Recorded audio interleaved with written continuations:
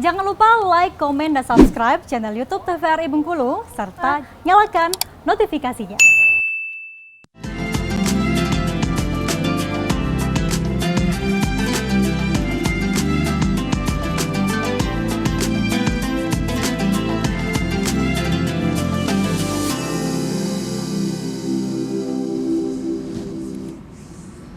Baik pemirsa, kembali di Mutiara Ramadan TVRI Bengkulu. Untuk edisi sore hari ini tentunya kita ada di Sabtu 1 April 2023 tentunya. Dan di Mutiara Ramadan TVRI Bengkulu telah hadir narasumber kita yaitu Bapak Zulfahmi Siregar. Dan untuk narasumber kita sore hari ini kita akan membahas mengenai pentingnya ikhlas selama bulan Ramadan. Langsung kita akan bertanya tentunya untuk sore hari ini dengan Pak Ustadz Zulfahmi Siregar. Mungkin ada juga nantinya pertanyaan yang mewakili dari pemirsa dari rumah yang menyangkut tema kita sore hari. Baik, Pak Ustadz, ini kan judul tema kita mengenai pentingnya ikhlas selama bulan suci Ramadan tentunya. Nah, untuk ikhlas ini sendiri dalam bulan suci Ramadan ini, ikhlas seperti apa yang dimaksudkan Pak Ustadz? Apakah ikhlas dalam berpuasa atau ikhlas seperti apa Pak Ustadz? Boleh jelaskan? Baik, para pemirsa TVRI Soimin Soimat yang saya hormati dimanapun berada. Jadi tadi disampaikan di awal mukaddimah bahwa ikhlas ini dalam ucapannya itu begitu sangat ringan di lidah kita, gampang sekali kita mengucapkan ikhlas ini. Cuman dalam implementasi prakteknya yang agak sulit kita untuk terapkan. Para saudaraku, soiman-soimat semuanya, bahwa ketika kita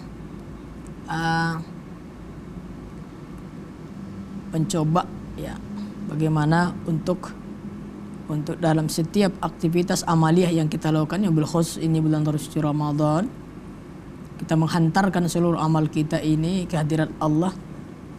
Bagaimana itu benar-benar kita lakukan hanya mengharap ridha Allah Subhanahu wa ta'ala. Maka dalam segala bentuk amal saja memang perlu kita harus ikhlas.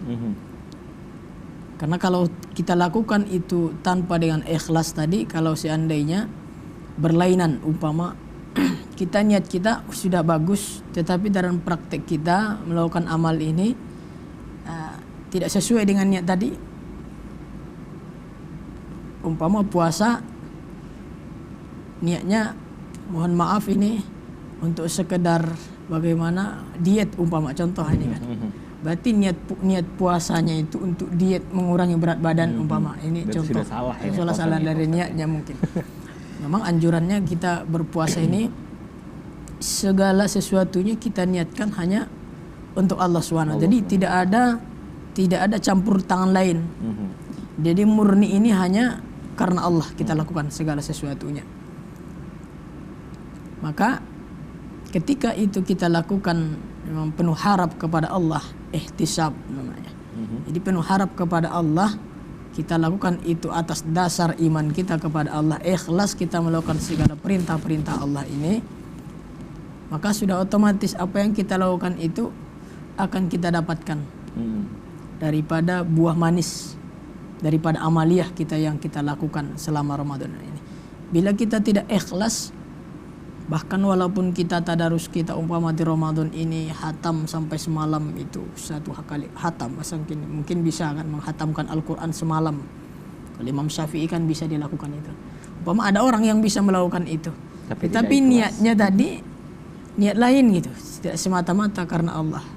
Atau melaksanakan ibadah sholat 5 waktu ia lakukan, tetapi dia berharap pujian. Karena lawan daripada ikhlas ini adalah itu riya, pamer. Nah, ini lebih berbahaya lagi. Jadi kalau sudah seperti itu, sudah barang tentu yang kita lakukan itu sia-sia. Melakukan ibadah hanya untuk riya, untuk riya, pamer. Mungkin supaya dapat pujian, supaya dapat sesuatu apa, pokoknya bukan semata-mata karena Allah dilakukan, maka itu amal itu akan tertolak. Pokoknya akan sia-sia. Jadi percuma apa yang dilakukan. Percuma kita lakukan kalau kita berharapnya itu kita lakukan bukan karena Allah semata. Jadi maka perlu itu senantiasa setiap hari niat itu kita perbaiki. Niat itu selalu kita perbaiki. Karena bila salah niat, itu juga berbahaya sekali. Niat itu, maka tadi urusannya adalah ikhlas ini dengan hati. Dengan hati. Hati berarti gantung niat seseorang. Iya. Sebuah hadis daripada Umar bin Khattab, Nabi SAW bersabda, innamal a'malu binniyat wa innamal likulli imri'in ma nawa. Setiap amal itu tergantung niat. Dan orang-orang yang melakukan sesuatu amal pun dia akan mendapatkan, memperoleh sesuai apa yang dia niatkan. Ini asbabul wurudnya ini kan, hadis ini turun ketika hendak melakukan perjalanan musafir oleh Rasulullah SAW, hijrah, bukan musafir ya, hijrah pertama oleh Nabi ke Madinah Al-Munawwarah itu. Jadi ada yang iman sahabat itu setengah-setengah, ada yang bimbang itu. Jadi melakukan perkataan itu, lakukan ini karena Allah. Kata Nabi kan, keinginan Nabi ketika itu mengajak para umat ketika itu hijrah itu murni niatnya karena Allah, melakukan hijrah itu. Jadi tidak ada yang mengatakan di dalam hatinya supaya nyampe di sana mudah-mudahan nanti dapat ini, dapat sesuatu dunia atau yang lain-lain, atau mungkin dapat di sana nanti ada menemukan perempuan yang cantik yang untuk saya nikahin gitu, macam-macam niatnya. Jadi dari situ niat sudah salah. Maka kata Nabi, apa yang diniatkan maka itulah yang dia dapatkan. Maka senantiasalah kita sebagai umat Muhammad memperbaikilah hati kita ini, karena ikhlas ini tadi tidak bisa dari kaca mata zahir manusia. Kita masalah urusan ini dengan Allah. Oke, baik. Itu. Nah, kalau semisalnya ini Pak Ustadz, niat kita itu ada bukan hanya satu kali niat seperti itu. Memang niat kita misalnya melakukan sesuatu itu karena Allah Subhanahu wa taala, seperti puasa atau ibadah lainnya tentunya. Terus dibarengi dengan niat selanjutnya, yaitu mungkin dengan hajatan yang kita inginkan seperti itu. Itu diperbolehkan seperti apa Pak Ustadz? Asal kita berniat, semua itu niat kita untuk ibadah kebaikan itu semuanya dasarnya berdasarkan kita sandarkan semua amal kita itu kepada Allah. Kita niatkan segala sesuatu kepada Allah. Boleh saja. Asal kita jangan sampai ini di awal kita bagus-bagus niat kita. Tapi di akhir dari perjuangan kita udah naik. Niat kita sudah menyimpang kemana-mana. Jadi walaupun kita punya niat amal kita yang begitu luar biasa besarnya dalam pandangan zahir manusia, tapi berbuah niat terjadi umpamanya di tengah perjalanan atau mungkin di akhir finish, kita ini kan gimana ya dalam menjalani menapaki hidup ini, apalagi kita urusannya masalah kaitannya dengan Allah. Kita hidup ini hanya untuk Allah semata, semua Allah, semuanya karena Allah.